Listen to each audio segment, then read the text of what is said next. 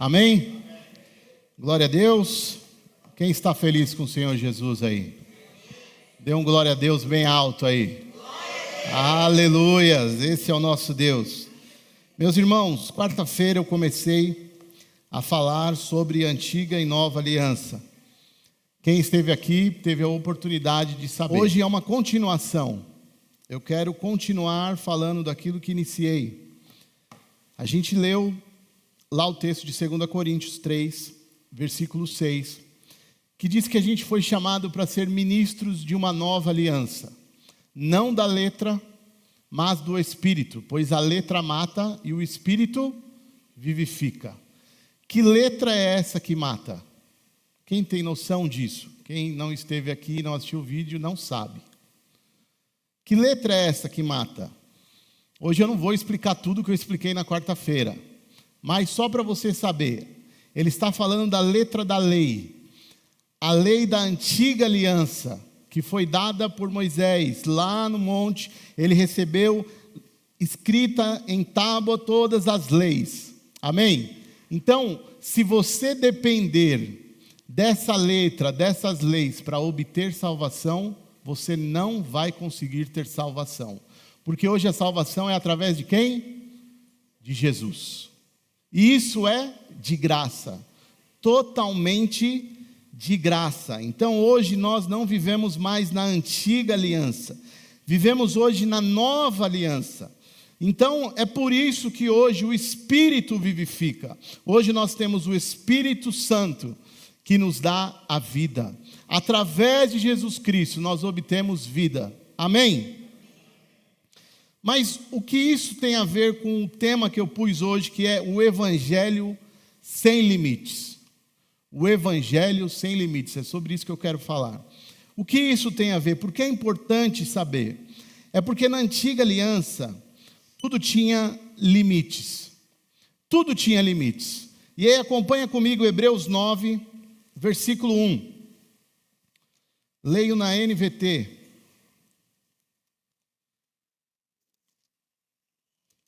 É, 9:1.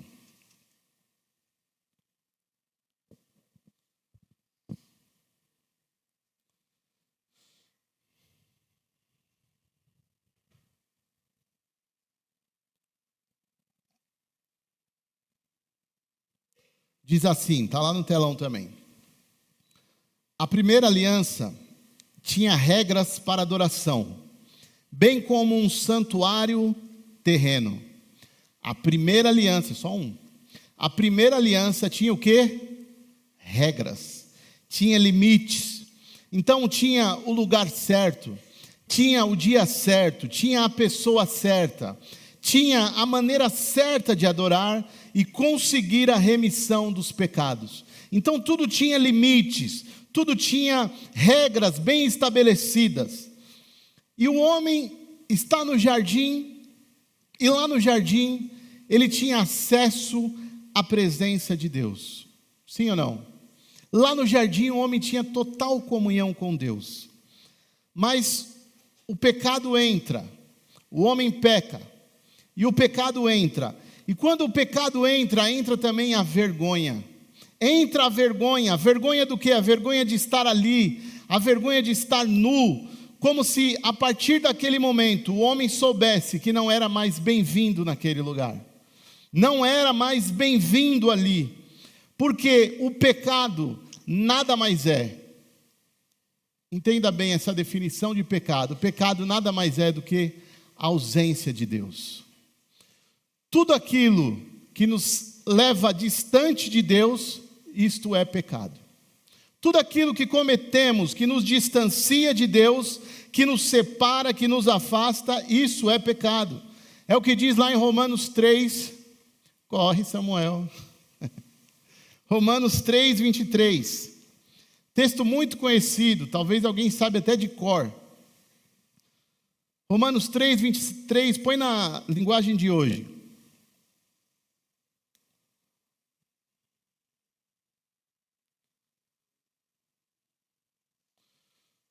Todos pecaram e estão o quê? Afastados da presença gloriosa de Deus. Todo mundo pecou e por isso está afastado da presença de Deus. Então, o pecado nos afasta da presença de Deus. E eu penso que assim, isso já é uma maneira de enfrentar o inferno. Para mim, eu que tenho um relacionamento com Deus, além de acreditar sim no inferno, mas eu acredito que assim, só o fato de eu não ter a presença de Deus, isso para mim já é um inferno. Para mim, já não ter a presença de Deus já é um inferno. Porque nós fomos chamados para viver em intimidade com Deus. Então, para mim, Deus é tão importante que imaginar um lugar onde Ele não esteja, ou eu não poder mais ter acesso à presença dEle, isso para mim já seria o inferno. Mas graças a Deus, Jesus entrou na história. Glória a Deus. Jesus entra na história. E João 1:29 diz o seguinte, NVT. Depois que Jesus entra na história, olha o que acontece. No dia seguinte, João viu Jesus caminhando em sua direção e disse: vejam, é o Cordeiro de Deus que tira o quê? O pecado do mundo.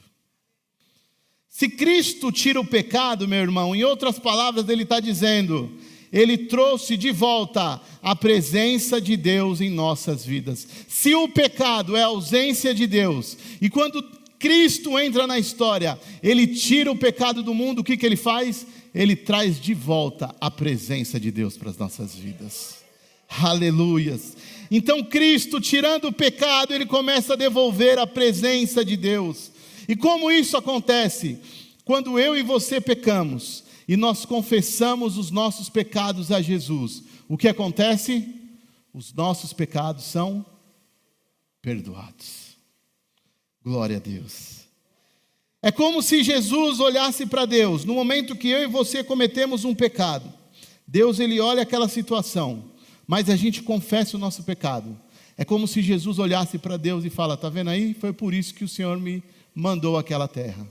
Foi por isso que o Senhor quis que eu fosse naquela terra, morrer numa cruz, para que eu pudesse perdoar os pecados dessa humanidade. Então, meu irmão, Jesus está na história, e Ele começa a resolver, e com isso entra a nova aliança, com isso uma nova aliança se estabelece, um novo testamento começa a acontecer. Olha comigo lá em Hebreus 10, de 1 a 4.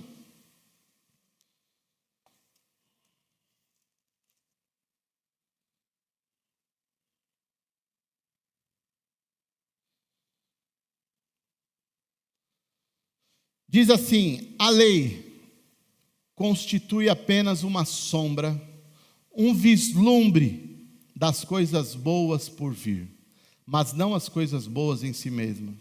Os sacrifícios são repetidos todos os anos, mas nunca puderam purificar inteiramente aqueles que vêm adorar. Se tivesse esse poder, já não precisariam existir, pois os adoradores teriam sido purificados de uma vez por todas, e a consciência de seus pecados teria desaparecido. Em vez disso, esses sacrifícios lembravam de seus pecados todos os anos, pois é impossível que o sangue de touros e bodes remova pecados. É impossível, era impossível o sangue de animais remover todos os pecados. Mas Jesus se entregou naquela cruz, e o sangue dele foi definitivo. Hoje não precisa mais de animal nenhum, de sacrifício nenhum, porque ele foi o sacrifício definitivo. Ele foi o sacrifício perfeito. Era impossível, está dizendo o texto. Mas vamos continuar. Versículo 5. Por isso, quando Cristo veio ao mundo, disse, não quiseste sacrifício nem ofertas, contudo me deste um corpo para oferecer. Não te agradaste de holocausto, nem de outras ofertas pelo pecado.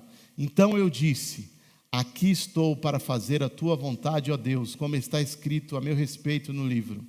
Primeiro Cristo disse: não quiseste sacrifício, nem ofertas, nem holocaustos, nem outras ofertas, nem te agradaste delas, embora sejam exigidas pela lei. Então acrescentou: aqui estou para fazer a tua vontade. Ele cancela a primeira aliança, a fim de estabelecer a segunda, pois a vontade de Deus era que fôssemos santificados pela oferta do corpo de Jesus Cristo, de uma vez por todas. Continua.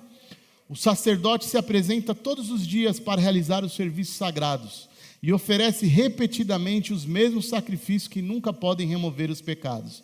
Nosso sumo sacerdote, porém, ofereceu a si mesmo como que? Um único sacrifício pelos pecados. Válido para quando? Para sempre. Então, sentou-se no lugar de honra à direita de Deus. Continua, até o 18. E ali aguarda até que todos os seus inimigos sejam humilhados e postos debaixo de seus pés. Porque mediante essa única oferta, ele tornou perfeitos para sempre os que estão sendo santificados. Opa! Volta aí. Porque mediante essa única oferta dele, ele tornou perfeito para sempre os que estão sendo santificados. E o Espírito Santo também testemunha que isso é verdade, pois diz: esta é a nova aliança que farei com o meu povo depois daqueles dias, diz o Senhor. Porei minhas leis em seu coração e as escreverei em sua mente. E acrescenta: e nunca mais, olha o que está dizendo o texto, e nunca mais me lembrarei de seus pecados e seus atos de desobediência. Onde os pecados foram perdoados, já não há necessidade de oferecer mais sacrifícios. Aleluia! Não, acho que vocês não entenderam. Volta uns 2 versículos aí. Esta é a nova aliança que o Senhor fez com a gente. Ele vai pôr o quê? As leis em nosso coração e vai escrever em nossa mente. E nunca mais vai lembrar dos nossos pecados e nossos atos de desobediência. Onde os pecados foram perdoados, já não há necessidade de oferecer mais sacrifícios.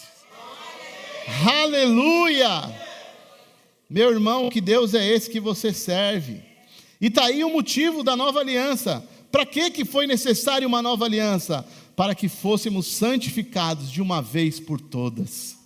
Foi por isso que houve a necessidade de uma nova aliança.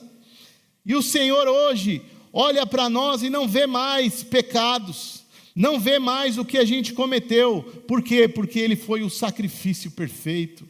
Ele derramou o sangue dele na cruz para nos limpar e nos purificar de todos os pecados. Então, meu irmão, o homem estava afastado ali no jardim, ele comete o pecado e se afasta de Deus. Mas Cristo entra na história e Ele remove a ausência de Deus, e Ele traz de novo a presença de Deus. E hoje eu e você podemos voltar ao jardim. Que jardim é esse, pastor Rafael? O jardim da presença, o jardim da intimidade, o jardim da inocência. Esse é o Deus.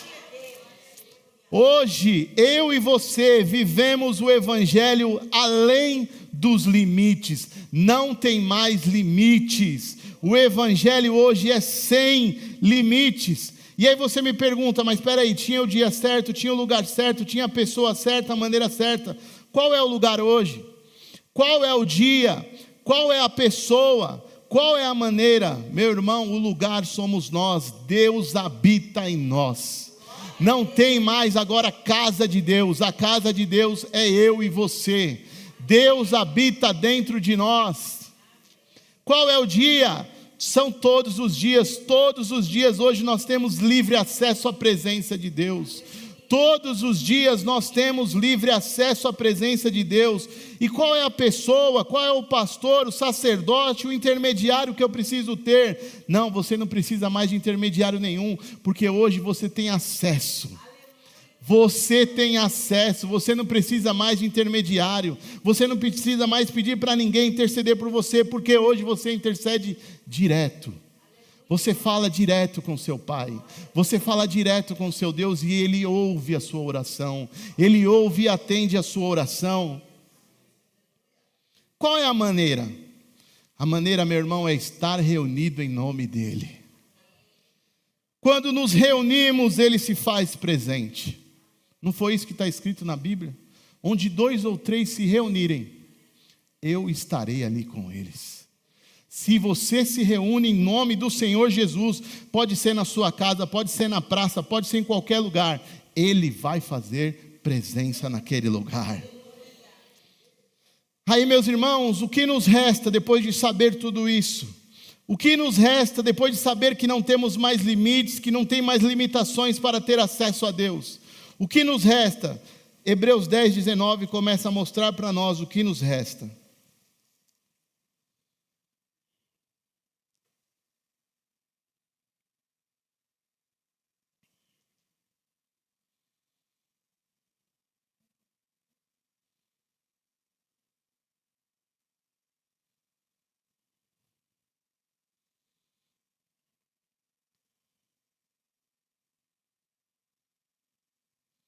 Olha o que diz o texto. Portanto, irmãos, por causa do sangue de Jesus, podemos entrar com o quê? Com toda... Nós temos que entrar tímidos, com medo. Nós temos que entrar temendo. Não. Você entra agora com toda a confiança no lugar santíssimo. Por quê? Por sua morte, Jesus abriu um caminho novo e vivo, através da cortina que leva ao lugar santíssimo. E uma vez que temos um sumo sacerdote que governa sobre a casa de Deus, entremos com o coração o quê? Sincero e plena confiança, pois nossa consciência culpada foi purificada, e nosso corpo lavado com água pura. Apeguemo-nos firmemente, sem vacilar, à esperança que professamos, porque Deus é fiel para cumprir sua promessa. Meu irmão, hoje, você sabendo de tudo isso, você tem que entrar com confiança. Você tem que entrar totalmente com intimidade. Você não tem que, titubear. É como se você estivesse entrando na casa do seu pai. Quando a gente vai na nossa casa, na casa do nosso pai, quem é casado, quem já saiu das casas do pai, a gente tem intimidade, não tem? A gente pode abrir a geladeira, pode ou não pode? Primeira coisa que eu faço na casa da minha mãe quando eu vou, acho que é mania já, é abrir a geladeira. O que isso significa? Significa que eu tenho liberdade ali. E a mesma coisa aqui na casa do seu pai. Na presença de Deus você tem liberdade. Você tem total liberdade. Você tem acesso, entra com confiança. Por quê? Porque Ele abriu um novo caminho. Um novo e vivo. E agora a gente não precisa mais de um sacerdote, porque nós temos o sumo sacerdote que é Jesus. Ele que governa agora sobre tudo. Então a gente entra com o quê? Com o coração sincero.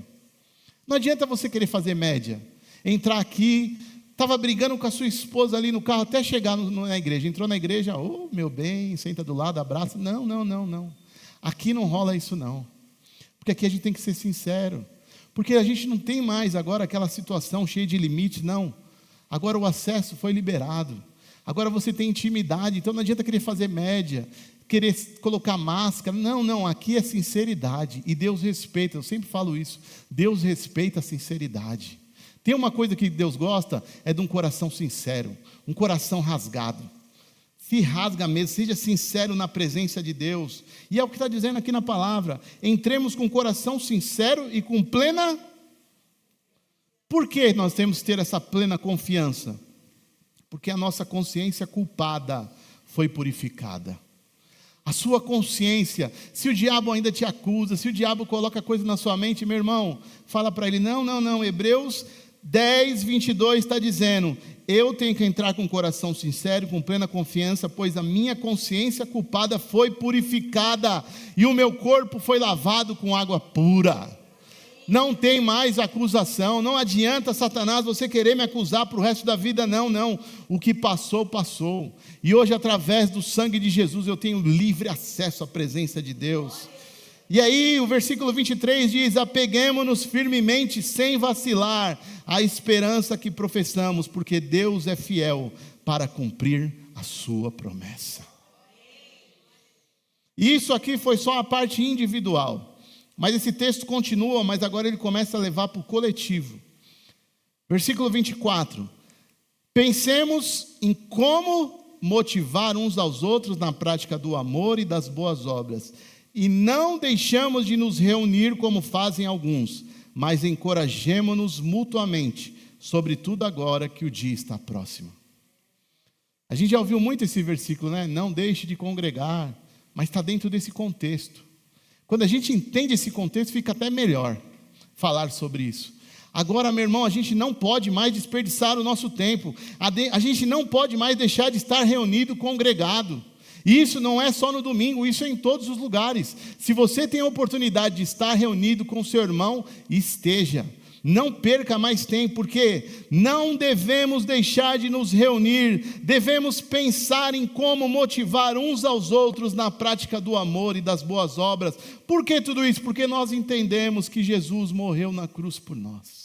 Nós entendemos o sacrifício, nós entendemos que Ele rasgou o véu, nós entendemos que Ele tirou os limites, e por isso hoje a gente entra com confiança, a gente tem liberdade, então a gente não pode desperdiçar, a gente tem que incentivar uns aos outros a praticar o amor, as boas obras, a gente tem que sempre encorajar uns aos outros, não falte no culto, seja de quarta-feira, seja de domingo, seja de segunda-feira na casa da irmã Sinira, e por aí vai. Não deixe de estar reunido como fazem alguns, mas encorajemo-nos mutuamente. Por quê? Porque o dia está próximo. Que dia é esse? A volta de Jesus. Não devemos, não podemos desperdiçar. Antes, meu irmão, você tinha limites, mas hoje não tem mais nada te limitando. Hoje nós temos o acesso livre e total a Deus. E hoje, principalmente, você é livre. Você é livre do pecado. Você é livre da culpa. Você é livre do medo. Hoje o pecado não pode mais te dominar. Hoje a culpa não pode mais prender você. Não pode mais te paralisar. Hoje o medo não pode mais te paralisar, te amedrontar. Não. Por quê? Porque o sacrifício foi verdadeiro e definitivo. Cristo resolveu todos os problemas. Então Deus olha para você hoje e Ele diz: ali está um justo, ali está um santificado, ali está um filho amado, da qual eu tenho prazer, ali está alguém que entendeu o sacrifício de Jesus. Acho que vocês não entenderam. Deus olha para nós, meus irmãos. Só o fato de Deus olhar para nós é algo extraordinário. Quem somos nós? E Deus olha para cada um de nós e fala: ali está um justo. Sabe, meu irmão, só dá valor a isso quem entende o sacrifício. E quem sabe quem foi no passado. Tudo que a gente já fez no passado, tudo que a gente já aprontou, e Deus ainda olha para nós, depois que a gente reconhece que nós somos pecadores, reconhecemos o sacrifício de Jesus, Ele olha para nós e tem a coragem de falar: ali está um justo, ali está um santificado. Isso é loucura, meu irmão. Isso é loucura, por isso que tem muitas pessoas que não aceitam isso. Tem muitas pessoas que falam: a pessoa vai para a cadeia lá, e aí é fácil ser crente. Eu não acredito não. Tem pessoas que cometeram coisa muito grave. Meu irmão, não tem coisa mais grave, não tem coisa pior. Você pode ter sido a pior pessoa nesta terra. Se você reconhecer que Jesus Cristo é Salvador da sua vida, Ele vai olhar para você e falar: ali está um justo, ali está um santificado, ali está alguém que entendeu que precisa de um Salvador. Esse é o nosso Deus, esse é o nosso Deus. Ali está um homem, uma mulher que eu comprei com meu sangue. Ali está alguém que foi comprado por um preço muito alto, o preço do sangue de Jesus Cristo. Meu irmão, se isso não impactar a sua vida, eu não sei mais o que vai impactar. Se isso não fizer diferença na sua vida, eu não sei mais o que fazer. Porque Cristo resolveu todos os problemas. Então, meu irmão, hoje, por isso que aqui você pode ver algumas coisas um pouco diferentes do que acontece por aí. Porque a gente entendeu que o Evangelho hoje não tem limites. Nós não colocamos Deus numa caixinha e achamos que Deus tem que agir ali dentro daquela caixinha, não. E tem tanta coisa por aí que a gente não consegue entender. Tantas práticas que acontecem por aí que a gente não entende, porque são coisas da antiga aliança. É como se quando a gente voltasse a viver na antiga aliança, a gente falasse: o sacrifício de Cristo não foi suficiente. Quando a gente volta a ter essas práticas, a querer colocar Deus, a limitar Deus: não, aqui nessa igreja só pode ter barba, não, nessa igreja só pode ter saia, não, nessa igreja só... Não, peraí, que Deus é esse? Que limite é esse que você está colocando no Evangelho? Que limite? Ele resolveu os problemas. Ele resolveu, ele abriu, ele rasgou o véu. Então não tem mais essas regrinhas de homens, não. Não, a gente tem livre acesso. Não, olha aqui, se você não falar com o pastor, se o pastor não orar por você... Não, o que é isso? Não entendemos o Evangelho. O Evangelho é sem limites. O Evangelho nos dá livre acesso. Eu não preciso mais de intermediário. Eu não preciso mais de métodos. Não. Se eu preciso de métodos, Cristo não é suficiente. Cristo não está sendo suficiente.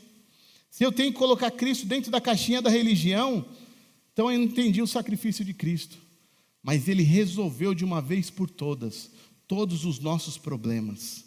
Ele resolveu, Ele nos deu acesso completo. Então hoje nós não precisamos mais limitar, não precisamos mais pensar num dia certo, na pessoa certa, no local certo, não. Eu já até dei uns exemplos aqui na quarta-feira, posso dar de novo. Eu já fui tocar numa igreja, teve uma época que a gente tinha um grupo de louvor lá em São Paulo. Eu era baterista, Samuel também, Joyce cantava, tinha outros membros lá do Ministério de Louvor, e eu fui tocar numa igreja. E quando eu fui subir lá no palco, né, entre aspas, o altar, falou para mim, ó, só tem um porém, você tem que subir aqui descalço. Você não pode tocar com calçado, porque na Bíblia está escrito que a gente tem que tirar as sandálias dos nossos pés, porque o lugar que a gente pisa é sagrado. Eu fiquei meio relutante, mas na época queria tocar, tirei, né? Tive que tocar descalço. Meu irmão, aonde que está isso? Que evangelho é esse que coloca esse limite? Que eu preciso fazer isso? Eu já falei também na quarta-feira, vou falar de novo. Igrejas que por aí, e eu já ouvi falar disso. Se a pessoa tiver de barba, ele pode ser usado por Deus, mas se ele tiver de barba, ele não pode subir no púlpito para pregar. Mas aonde que está isso aqui no Novo Testamento? Aonde que está isso na Nova Aliança? Se fosse por isso, Jesus não teria morrido na cruz. Eu não consigo entender isso. Que Deus é esse que tem que limitar? Que Deus é esse que tem que falar, ah não, mulher é só saia? Não. Meu irmão, aí tem tanta gente por aí, sem barba, com saia, mas que a vida dela é uma desgraça, que não tem evangelho nenhum dentro dela, ela só tem uma aparência, ela só tem uma roupa, e aqui está dizendo, a gente tem que entrar com o coração como? Sincero. Aí a pessoa tira, faz tudo aquilo que a religião pede, ela vem, ela coloca a roupa certa, ela faz da maneira certa, mas o coração dela não está da maneira certa. E o que mais importa, meu irmão, é de dentro para fora. Eu não canso de falar isso. O que você tem que mudar é o seu coração. Não é a sua roupa, não é a sua barba, não é o seu cabelo, não. Porque lá, eu não ia entrar nesse texto, mas eu vou ter que entrar. Põe aí, 2 Coríntios 3. Lá em 2 Coríntios 3, a gente vai entender, já que ninguém ouviu essa mensagem, a gente vai ter que falar sobre isso para entender e ficar melhor ainda. Pode começar do 6 mesmo. Nos capacitou, 7. O antigo sistema, com suas leis gravadas em pedras, terminava em morte, embora tivesse começado com tamanha glória que os israelitas não conseguiam olhar para o rosto de Moisés por causa da glória que brilhava em seu rosto, ainda que esse brilho já estivesse desaparecendo, desvanecendo. 8. Acaso não deveríamos esperar uma glória muito maior no novo sistema que se baseia na obra do Espírito? Se o antigo sistema que traz condenação era glorioso, muito mais glorioso é o novo sistema que nos torna justos diante de Deus. De fato, a glória do passado não era nada gloriosa em comparação com a glória magnífica de agora. Portanto, se o antigo sistema, repara bem nessa palavra, que foi substituído, era cheio de glória, muito mais glorioso é o novo que permanece para sempre. Uma vez que o novo sistema nos dá tal esperança, podemos falar com grande... Mais uma vez está falando, ó, a gente entra com como? Com coragem, com ousadia. Não somos como Moisés, que cobriu o rosto com o quê? Que coisa. Para que os israelitas não vissem a glória, embora ele já se estivesse desvanecendo. Mas, olha, esse texto eu quero que você, esse versículo, eu quero que você decore ele. mas a mente do povo estava endurecida. E até hoje, toda vez que a antiga aliança é lida, o mesmo véu lhes cobre o quê? E esse véu só pode ser removido em Cristo. O que isso está querendo dizer? Nós vamos continuar, peraí. Toda vez que a gente tenta viver por essas regrinhas, colocando Deus dentro dessa caixinha da antiga aliança, colocando esses limites, colocando essas coisas, não pode subir aqui de sapato, não pode ter barba, tem que andar só de saia, não pode tal. Sabe o que ele está dizendo? Enquanto a gente estiver com essas práticas, um véu vai cobrir a nossa mente.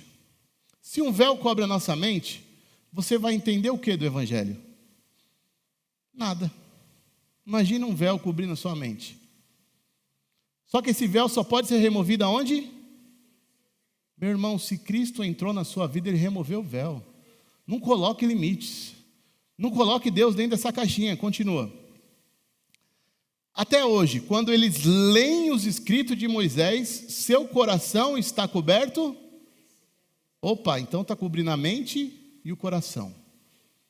Se está cobrindo a mente e o coração, o que a pessoa é? É uma múmia, né?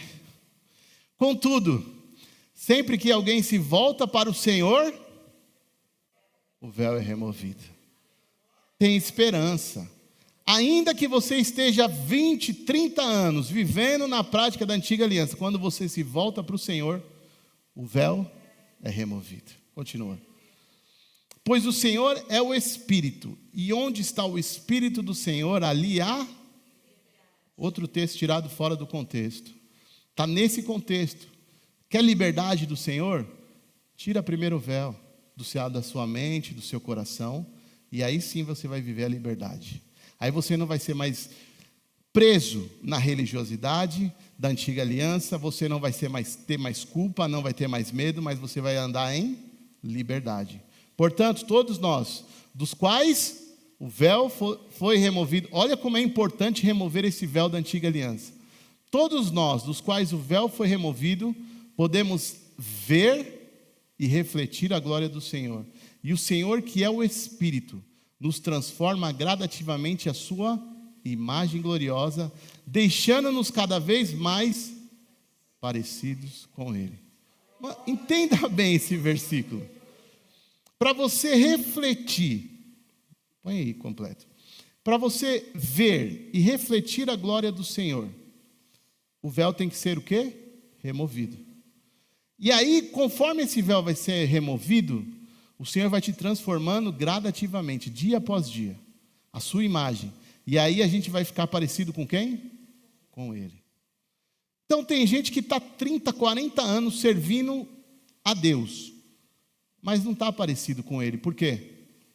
Porque tem um véu cobrindo o coração, um véu cobrindo a mente. Está 30, 40 anos, mas não entendeu ainda de fato o que Cristo fez. Não entendeu o sacrifício, não entendeu que não precisa mais limitar o Evangelho. Não entendeu. Está querendo viver na prática da antiga aliança. Então, quando nós entendemos isso de fato, aí sim a gente começa a ter uma vida de verdade. A gente começa a viver realmente em liberdade, como está dizendo. Onde está o Espírito do Senhor? E o texto não começou que Ele nos chamou para ser ministro de uma nova aliança, não da letra, mas do Espírito. Então, se você entendeu isso e começou a ser um ministro da nova aliança, o Espírito do Senhor está na sua vida. E aí sim, a partir desse dia, você vai entender o que é liberdade em Cristo Jesus. Amém, meus irmãos? Glória a Deus. Nós não precisamos mais. Não precisamos mais. Então, se alguém chegar para você, opa, você está indo lá naquele... Não, você fala, não, eu estou servindo a Jesus Cristo. Da melhor maneira possível. Sem culpa, sem medo, eu estou realmente vivendo um livre acesso à presença de Deus. Nós não estamos inventando nada, nós estamos só mostrando para você o que está dizendo na palavra de Deus. E esta palavra é viva e poderosa para transformar qualquer vida.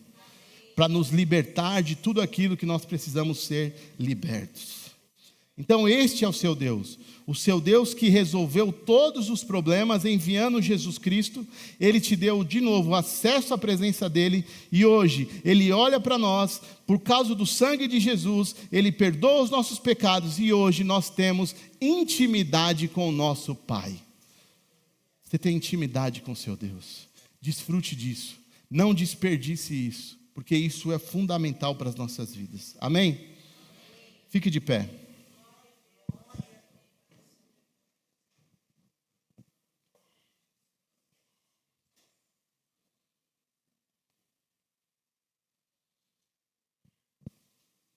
Senhor meu Deus, obrigado, Pai, pela Tua mensagem, obrigado pela Tua palavra, Pai. Obrigado porque entendemos, Pai, que o Senhor mandou, o Senhor se entregou naquela cruz para nos dar de novo hoje liberdade, para nos dar vida, para nos dar acesso. Nós estávamos afastados, todos nós, quando ainda éramos pecadores, estávamos afastados da presença de Deus. Mas o Senhor, através do Teu sacrifício, nos deu de novo acesso. Nós temos hoje acesso e não precisamos mais viver limitados. Não.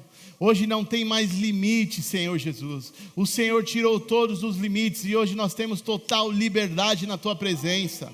Nós somos livres, livres do pecado, livres do medo, livres da culpa, Senhor Jesus. Não nos deixe, Senhor Jesus amado, voltar a viver essas práticas da antiga aliança, não. Mas nós queremos hoje sermos ministros de uma nova aliança. Nós queremos anunciar para este povo, para este mundo, que o Senhor já resolveu todos os nossos problemas. O Senhor se entregou por cada um de nós, para hoje nos dar vida e vida em abundância. Vida verdadeira. Obrigado, Senhor Jesus, pelo Teu sacrifício. Obrigado, Pai, pelo Teu amor, o Teu amor que nos alcança. Obrigado, Pai, pela Tua misericórdia, a Tua misericórdia que recai sobre nós todas as manhãs. Oh Senhor Jesus amado, obrigado, porque o Senhor nos amou. Desde o princípio o Senhor nos amou. Glórias ao Teu nome por isso, Senhor Jesus. Leva-nos, Pai, debaixo da Tua mão poderosa. Nos dê, Pai, uma semana abençoada e nos dê a oportunidade de realmente sermos ministros, de anunciar para este mundo, Pai amado, que o Senhor já morreu naquela cruz por cada um de nós. Pai amado, que possamos ser cartas, Pai amado, lidas por todos, Pai. Que todos possam ler em nossas vidas o Senhor Jesus. Que todos possam ler e ver, e que possamos refletir a Tua glória. Que possamos refletir, Pai amado, e cada dia mais sermos parecidos contigo, para a honra e glória do Teu santo nome. Amém e amém. Amém, meus irmãos? Vá em paz, que Deus te abençoe e tenha uma boa semana.